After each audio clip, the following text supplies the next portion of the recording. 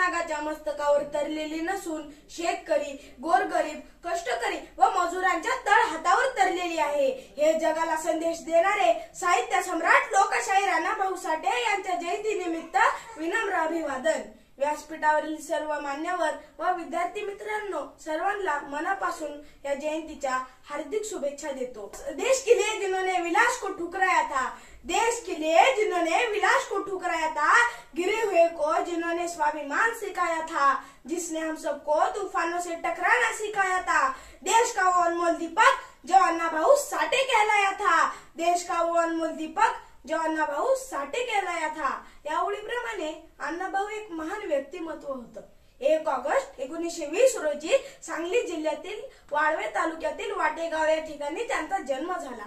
आईचे नाव वालुबाई आणि वडिलांचे नाव भाऊराव साठे असे होते। सूर्याप्रमाणे तेजस्वी आणि चंद्राप्रमाणे ओजस्वी व्यक्तिमत्व म्हणजे अण्णाभाऊ। आईचे मोलाचे संस्कार त्यांना मिळाले। अण्णाभाऊ केवळ 1.5 दिवसांची शाळा शिकले, कारण अस्पृश्य समाजात जन्मलेल्या व्यक्तीला त्या काळात भेदभावामुळे शिक्षण घेता आले नाही। खरं तर त्यांचे मूळ नाव तुकाराम असे होते। त्यांनी लेखणी, पोवाड्यांच्या माध्यमातून कार्य केले।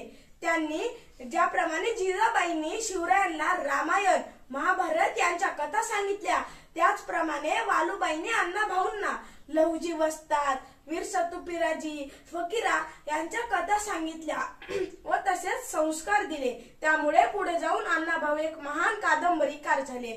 माझी मैना गावाकडे राहिली, फकीरा, वारणेचा वाघ, माकडीचा माळ व मास्तर यासारख्या कादंबऱ्या त्यांनी लिहिल्या। खरं तर कोणतेही शिक्षण न घेता समाजातल्या प्रत्येक व्यक्तीला आदर व सन्मान वाटेल असं फार मोठं कार्य त्यांनी केलं। वेदना, विद्रोह, संघर्ष व अन्यायाच्या विरोधात चीड ही त्यांच्या साहित्यातूनच दिसून येतात।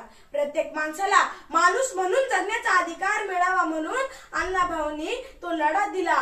तो लढा यशस्वी झाला। अशा या महामानवास जयंतीच्या हार्दिक शुभेच्छा देतो आणि माझे 2 शब्द थांबवतो। जय हिंद, जय भारत। सामान्य जनतेचा बुलंद आवाज, सत्य पोलीस टाइम्स।